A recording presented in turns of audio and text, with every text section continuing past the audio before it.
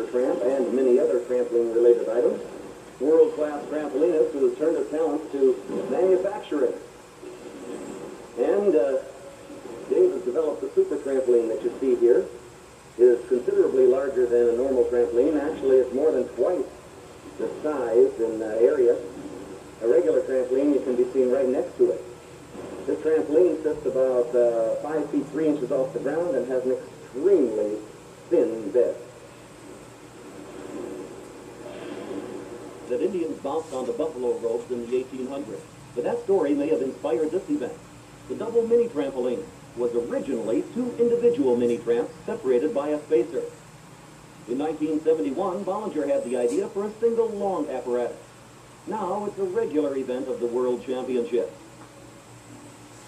Still, where did that first trampoline come from?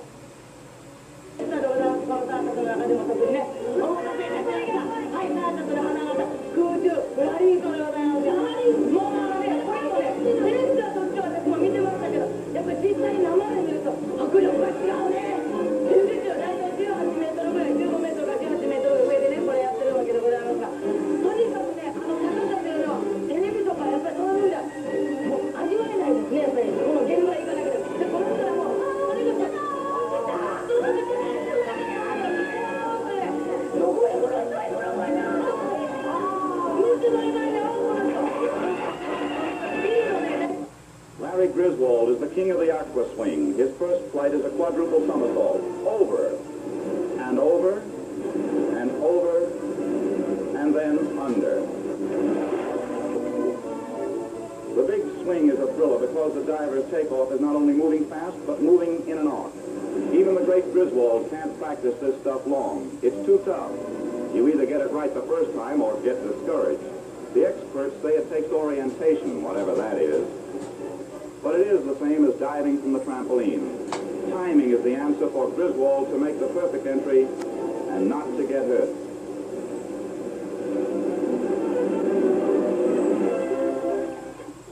For an encore, Larry Griswold does the full twisting triple. Oh, that's as thrilling as a ride in a dive bomber.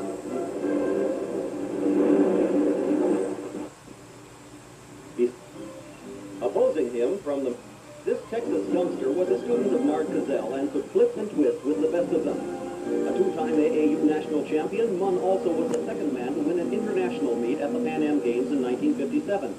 Later, Munn toured South Africa and did hundreds of school assembly programs with partner Ed Cole, drew great jumpers like Johnny Hamilton and Fred Saunders, and a big crowd. But it wasn't to be held again until... Meanwhile, the first 6 World Amateur Championships were dominated by great American athletes like Wayne Miller, Dave Jacobs, Dale Hart, and George Hunsaker. Judy Wills was unbeatable during this period. Jumper became the most influential trampolinist of all time. Paul was a trickster who could do many skills others only dreamed about. More than that, he developed a unique form style which included the unheard-of idea of twisting with straight arms and early leg extension out of somersaults. After a dramatic win at the 1972 World Championships in Germany, Luxon went on to win the 3rd World Professional Championships. Soon, his unique style was being emulated by many other world-class jumpers, and the FIT itself actually changed their judging rules to accommodate Luxon's innovation. Paul Luxon didn't win every meet he entered, but his impact on the sport was both profound and lasting. I guess you knew when I bit off more than I could chew. But with it all, when there was doubt, I ate it up. Then without the record showed, I hit the blows, and I did it my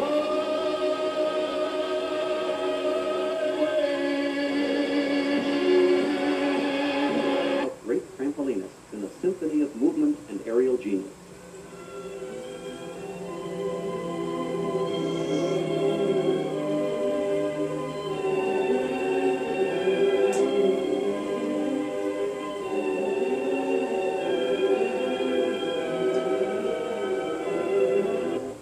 Soviets arrived on the scene in the mid-70s when Mikhail Smirnov brought Igor Tokar and Olga Starakova to their first Western meet in Cleveland.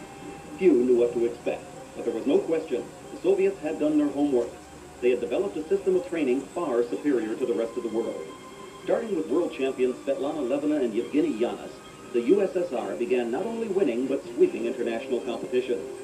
By the 90s, great Soviet jumpers soon dominated the sport, including Igor Bogashev, Tatiana Lushina, Alexander Moskalenko, and the great Vadim Krasnyshavka.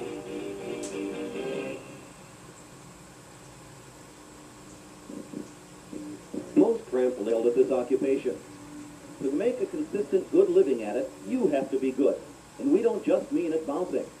The handful of successful self-employed trampolinists in the world today are tested for their business acumen as well as their athletic ability.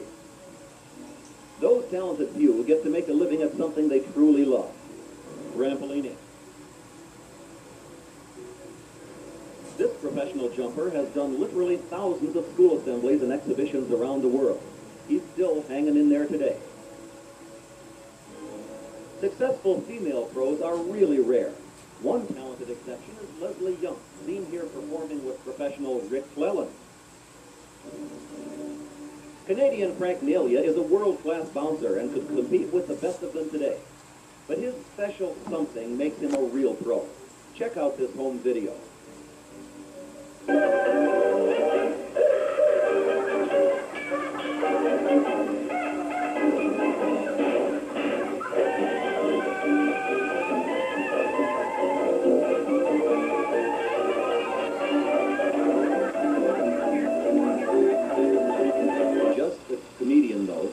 Here he is doing one of the most difficult skills ever achieved on the trampoline.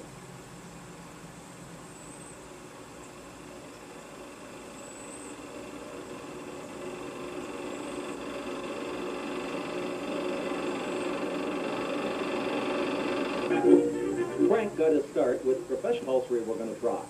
A backflip with a full twist, a front flip with a half twist, that's the Branny. A backflip in the tuck position, a three-quarter back to the front, a Cody to the feet, followed by a front flip with a half twist, that's another Branny.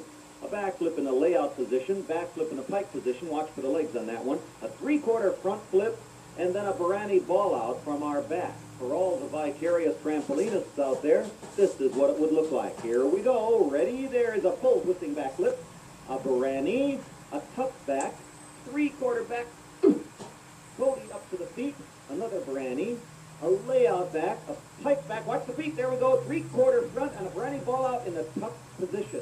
Now, as a bonus, here's a couple of individual skills. A back flip, double back. Here's what it would look like. We set it up with a back flip, another back flip, here we go, the double back, 2 times around, boom. Now let's try it frontward. Back flip, and a Branny out flip this. This is a half twisting double front flip instead of the double back. There's a back flip again, another back flip, and here we go, double front, half out. Let's try this one, a 2.5 twisting front flip. You have to watch the bed throughout most of the thing here. Here we go.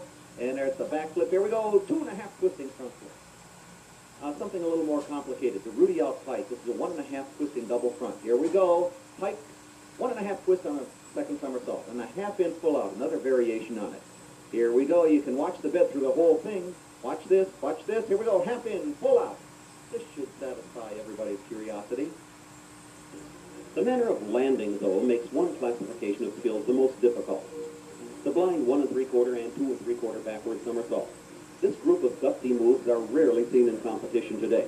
But in the 1967 World Pro Meet, Ron Munn achieved an amazing Rudy in 3/4 out. Dale Hart uniquely did a double full in 3/4 out in the 1970 World Championships. And in 1987, Australia's Austin Brett Austin achieved this full twisting 2 3/4. The triple Cody was incidental.